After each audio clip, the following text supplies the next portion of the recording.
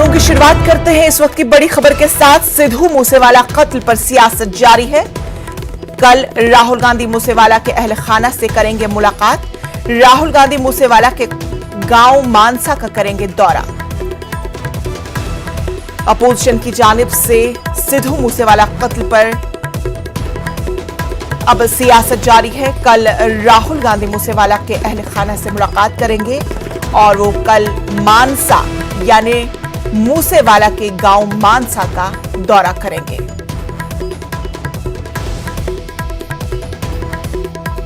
सिद्धू मूसेवाला कत्ल पर सियासत जारी। कल राहुल गांधी मूसेवाला के अहल खाना से करेंगे मुलाकात। राहुल गांधी मूसेवाला के गांव यानी मानसा का दौरा करेंगे। तो बड़ी खबर, राहुल गांधी कल सिद्धू मूसेवाला के गांव का दौरा करेंगे, उनके अहल खाना से मुलाकात करेंगे। बड़ी खबर, राहुल गांधी मूसेवाला के अहल खाना से मुलाकात करेंगे।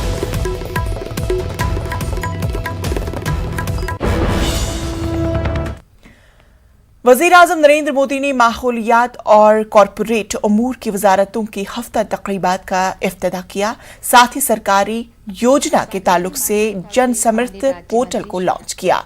इसके अलावा वजीर आजम ने 1 रुपए, 2 रुपए, 5 रुपए, 10 रुपए और 20 रुपए के सिक्कों की खुसूसी सीरीज भी जारी की है। पीएम मोदी ने कहा कि जिसने भी आजादी की तवील जद्दोजहद में हिस्सा लिया, उसने उस तहरीक में एक मुख्तलिफ जहद का इजाफा किया और इसकी तवानाई में इजाफा किया। किसी ने सत्याग्रह का रास्ता इख्तियार किया, किसी ने हथियारों का रास्ता, किसी ने ईमान और रूहानियत का रास्ता इख्तियार किया और कुछ ने फिक्री आजादी के शोले को जलाने में मदद की। पीएम मोदी ने कहा कि इसलिए आज हम आजादी के 75 साल का जश्न मना रहे हैं। हर मुल्क के बाशिंदे का फर्ज है कि वो अपनी सतह पर मुल्क की तरक्की में खुसूसी ताउन अदा करें।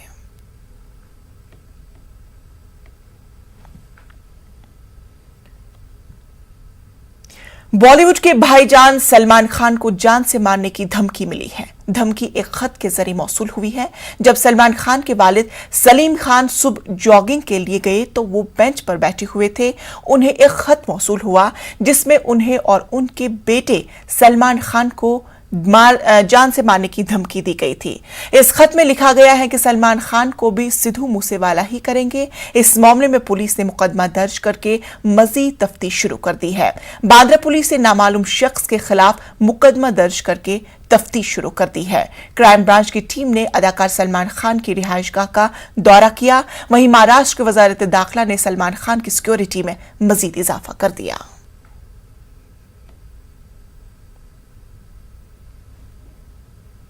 आंध्र प्रदेश में 10वीं जमात के नताइज के ऐलान किया जा चुका है। रियासती वजीर तालीम बोस्ता सत्या नारायणा के हाथों नताइज जारी किए गए हैं। इस बार भी लड़कियों ने ही बाजी मारी है। 10वीं जमात के इम्तिहान में इस बार भी लड़कों ने कामयाबी का फीसद 70 है, जबकि 64% लड़के कामयाब हुए हैं।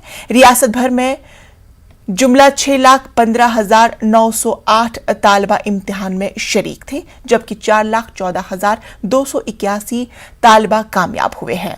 जिला प्रकाशम को पहला जबकि अनंतपुर को आखिरी मकाम हासिल हुआ। वजीर तालीम ने बताया कि आइंदा माह की 15 तारीख तक 10वीं जमात के सप्लीमेंट्री इम्तिहानात मुनक्किद किए जाएंगे।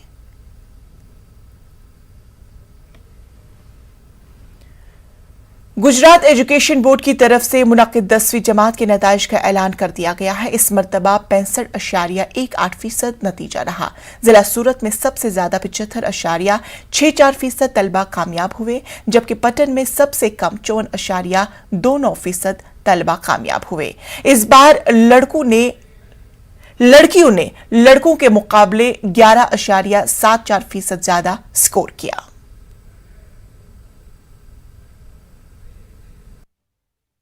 क्या रिजल्ट आया है, क्या कहोगे? PR 88.33 आया है। क्या कहोगे, कैसी मेहनत थी? मेहनत तो अच्छी थी। दिन के 3-4 घंटे पढ़ते थे, इसलिए अच्छे आए तक। कितने संतुष्ट हो परिणाम से? परिणाम से तो ज़्यादा संतुष्ट। मैंने जितना एक्सपेक्ट किया था कि इतना रिजल्ट आएगा वैसा ही आया है। 86% और 96% आया है इसके लिए मैंने जितनी मेहनत की थी, मैं दिन में 6 से 7 घंटे पढ़ता था और मेरे कोरोना की वजह से मेरे लिखने की प्रैक्टिस छूट गई थी। वो मैंने लिख के पेपर्स लिखे, फिर प्रैक्टिस की और उससे वापस आई है। वेरी फर्स्ट टाइम बच्चों को जो है स्टैंडर्ड और बेसिक मैथ्स दिया गया था और बेसिक मैथ्स के नज़र में रखते हुए बहुत ही अच्छा रिजल्ट कहा जा सकता है, क्योंकि बेसिकली ऐसा कहा जाता है कि मैथ्स और साइंस का जो भी रिजल्ट होता है वो ही बोर्ड का या स्कूल का रिजल्ट रहता है। तो मैथ्स और साइंस में बच्चों ने काफ़ी अच्छा परफॉर्म किया है, बेसिक मैथ्स के ध्यान में रखते हुए बहुत ही अच्छा किया है और सभी बच्चे और पेरेंट्स काफ़ी खुश है। धीरे धीरे रिजल्ट आ रहे हैं वेबसाइट पे से। अब बात करते हैं हुजूर पाक सल्लल्लाहु अलैहि वसल्लम के खिलाफ गुस्ताख अंगेज बयानात की।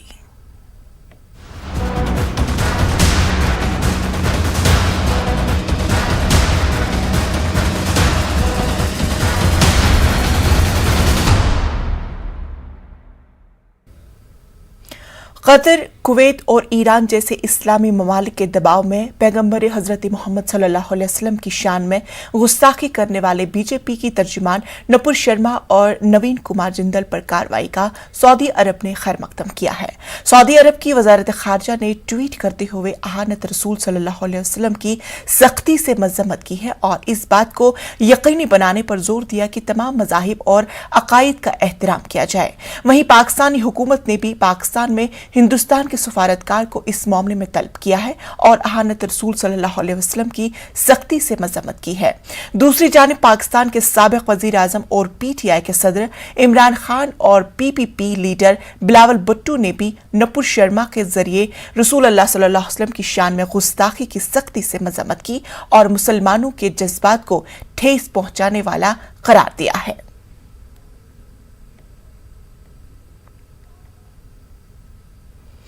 पाकिस्तानी वजीर आजम शहबाज शरीफ ने कल ट्विटर पर बीजेपी की मुअत्तल और निकाले गए रहनुमाओं के पैगंबर इस्लाम सल्लल्लाहु अलैहि वसल्लम के बारे में किए गए हालिया रिमार्क्स की मजम्मत की थी। इस पर आज वजारत खारजा हिंद ने जवाब दिया। वजारत खारजा हिंद के तर्जुमान बागची ने कहा है कि दुनिया पाकिस्तान की तरफ से हिंदुओं, सिखों, ईसाइयों और समेत अक़लियतों पर जुल्म सितम का मुशाहिदा कर रही है। उन्होंने मजीद कहा है कि हुकूमत हिंद तमाम मज़ाहिब का सबसे ज्यादा एहतराम करती है।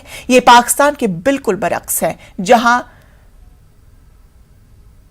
तारीफ की जाती है और उनके एजाज में यादगारी तामीर की जाती है। बागची ने मजीद कहा है कि हम पाकिस्तान से मुतालबा करते हैं कि वो प्रोपेगेंडे में मुलव्वस होने और हिंदुस्तान में फिरकावाराना तफरीक को हवा देने की कोशिश करने के बजाय अपनी अक़लियती बरादरियों की हिफाजत, सलामती और बहबूदी पर तवज्जो दें।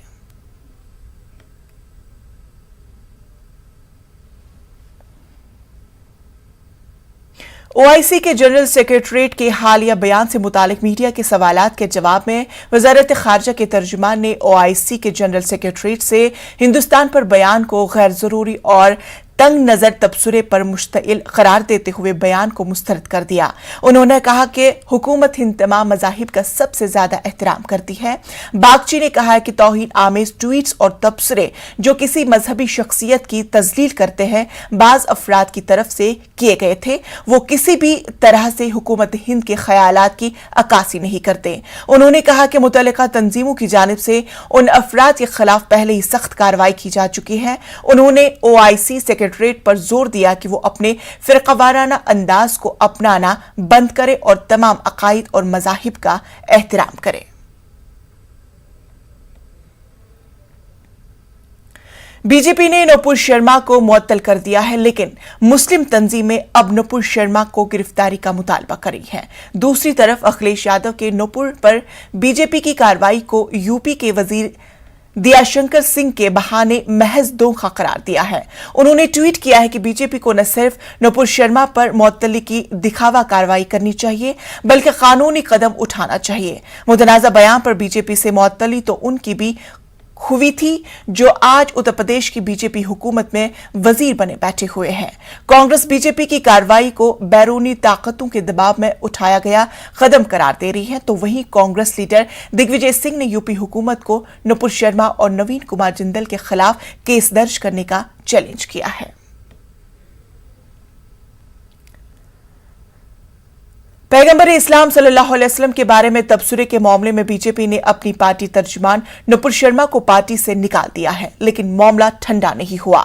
इस मामले पर एआईएमआईएम के सरबराह असदुद्दीन ओवैसी ने कहा कि नुपुर शर्मा को गिरफ्तार किया जाना चाहिए। उन्होंने कहा कि जब मुल्क के मुसलमानों की बात आती है तो पीएम मोदी उनकी बात नहीं सुनते। उन्होंने बीजेपी पर मुल्क के मुसलमानों की तजलील का इल्जाम लगाया।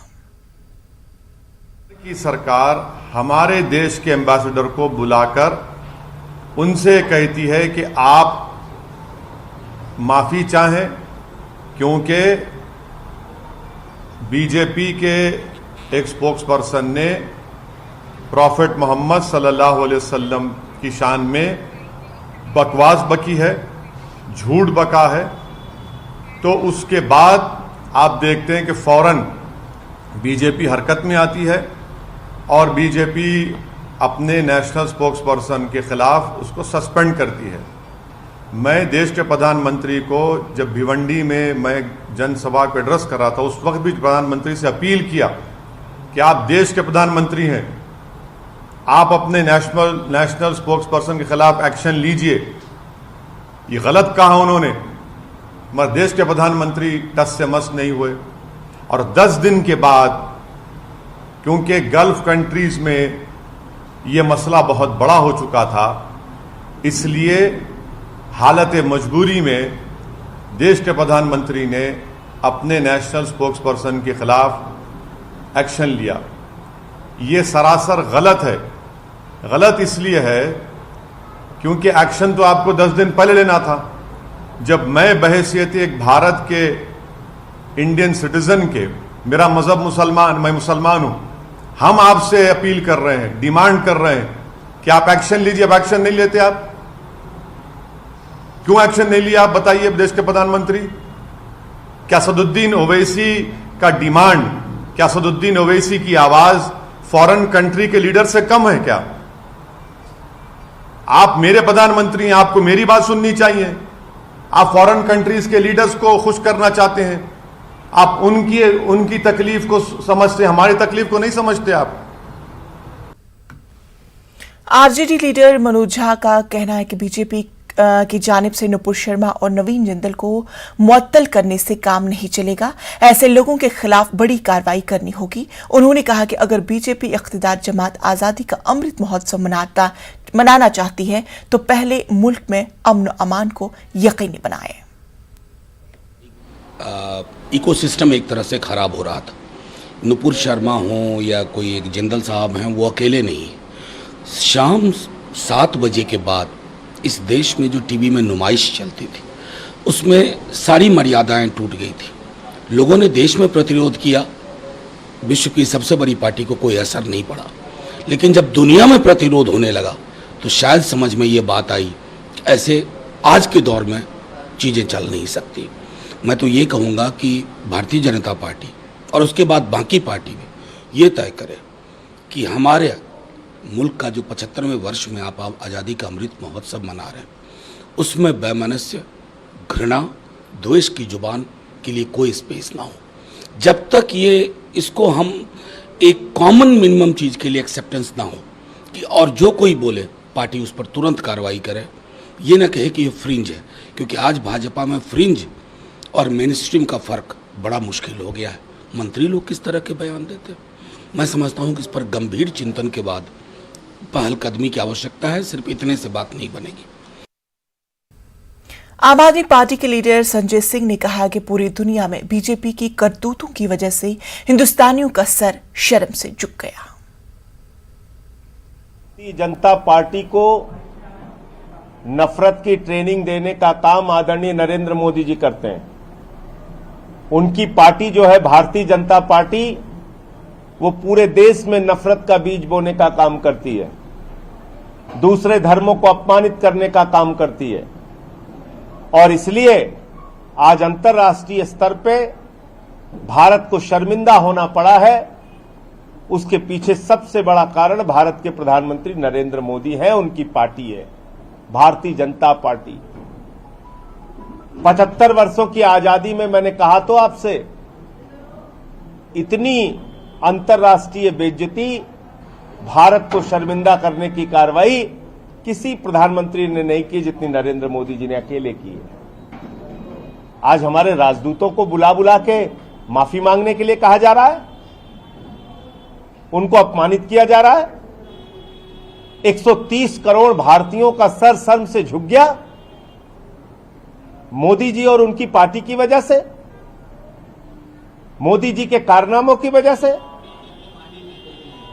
तो ये एक बहुत, आप सोचिए, छोटे छोटे व्यापार करने वाले लोग, भारत के लोग, उनके सामानों का बहिष्कार हो रहा है।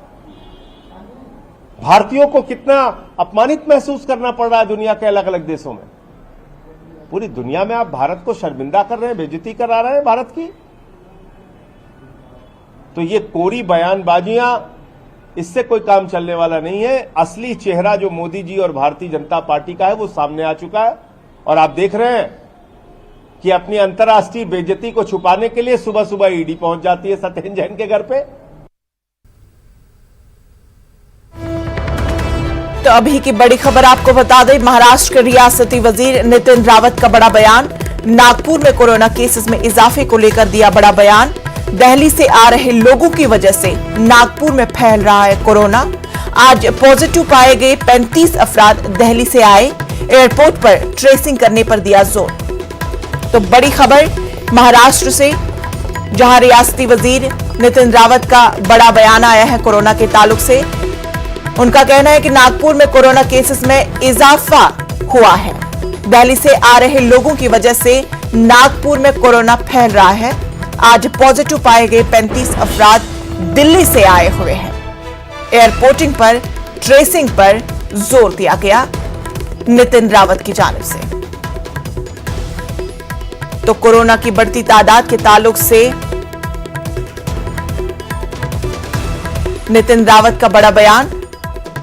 दिल्ली को कोरोना का जिम्मेदार ठहराया, यानी दिल्ली की वजह से ही नागपुर में कोरोना के केसेस में इजाफा हो रहा है। तो बड़ी खबर देखिए, जो नागपुर शहर में जो कोरोना बढ़ रहा है उसका मेन रीजन जो है वो दिल्ली से आने वाले जितने प्रवासी है, वो प्रवासियों के वजह से यहाँ पर फर्क पड़ रहा है। जो केसेस आज 35 केसेस हमने जो ट्रेस किए उसमें मैक्सिमम दिल्ली से आने वाली केसेस हमको मिली है। इसलिए मुझे ऐसा लग रहा कि एयरपोर्ट पर ही हम उनका ट्रेसिंग करें, ऐसी सूचनाएं दी। साथ में शहर में और ग्रामीण इलाकों में भी हमने टेस्टिंग के लिए ज्यादा से ज्यादा कोशिश करनी चाहिए, ऐसे मैंने सूचनाएं प्रशासन को कर दी है। लोकसभा जिमनी इंतखाबात के लिए समाजवादी पार्टी के आजमगढ़ से उम्मीदवार धर्मेंद्र यादव ने पर्चा नामजदगी दाखिल कर दिया है। वहीं रामगढ़ से आजम खान की अहलिया तंजीम फातिमा को समाजवादी पार्टी चुनावी मैदान में उतारने जा रही है। अपना पर्चा नामजदगी दाखिल करने आए धर्मेंद्र यादव ने मरकजी और यूपी की योगी हुकूमत को निशाना बनाया। लोगों से झूठ बोला है, रोजगार के झूठे वादे किए, किसानों की आमदनी के झूठे वादे किए, सबका साथ का नारा देके लोगों के साथ भेदभाव किया। चुनाव आता है तो महंगाई घटती है और चुनाव खत्म होते ही महंगाई बढ़ जाती है। चुनाव आता है तो फ्री के राशन की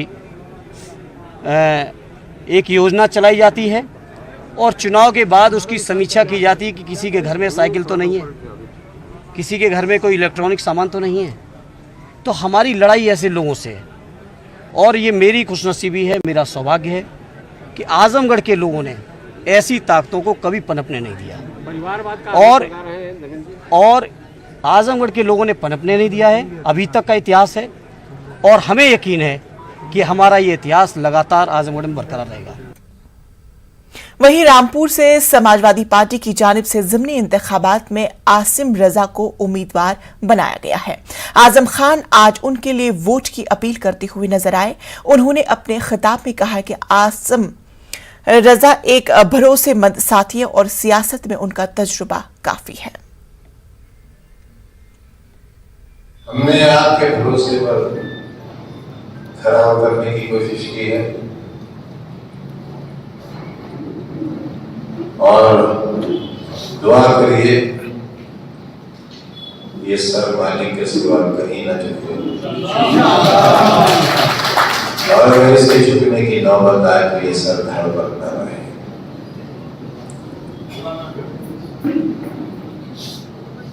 हमारे एक बहुत अजीज साथी, लंबा सियासी तजुर्बा और इखलास से भरपूर शख्सियत का नाम है आसिफ नदवी। ये जो नाम हम आसिफ नदवी साहब को लड़ाना चाहते हैं और आपसे अपनी तकलीफों का हिसाब लेना चाहते हैं। अंबानी और मर्चेंट फैमिली ने मुंबई के जियो वर्ल्ड सेंटर के ग्रांट थिएटर में राधिका मर्चेंट के भरतनाट्यम परफॉर्मेंस के लिए एंग्रीथम प्रोग्राम का इनाकाद किया। इस प्रोग्राम में राधिका मर्चेंट ने अपना परफॉर्मेंस बेहतरीन तरीके से अदा किया, जिसे ग्रांट थिएटर में आई नामवर शख्सियत ने सराहा। जियो वर्ल्ड सेंटर का ग्रांट थिएटर तालियों से गूंज उठा। भरतनाट्यम की डिग्री हासिल करने के बाद तालिब इल्म के पहले परफॉर्मेंस को एंग्रीथम कहते हैं।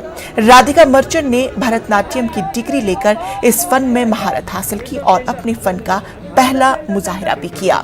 जियो वर्ल्ड सेंटर में मुनक्किद प्रोग्राम में पूरा अंबानी और मर्चेंट खानदान मौजूद था। इस प्रोग्राम में सियासी और बॉलीवुड की दुनिया की कई मशहूर शख्सियत ने शिरकत की। सबने राधिका मर्चेंट की जमकर हौसला अफजाई की। इस प्रोग्राम में सलमान खान, आमिर खान, रणबीर सिंह और राजकुमार हिरानी जैसी फिल्मी दुनिया की मशहूर शख्सियत ने शिरकत की। वहीं राधिका मर्चेंट की हौसला अफजाई के लिए महाराष्ट्र हुकूमत के वजीर आदित्य ठाकरे ने भी प्रोग्राम में शिरकत की। हे राम राम हे दशरथ नंदन प्यारे राम राम राम राम राम रघुकुल भूषण प्यारे राम राम सिया का हो अभिनंदन पाप विमोचन राम रघुपति राघव राजा राम पतित पावन सीता राम राम राम हे दशरथ नंदन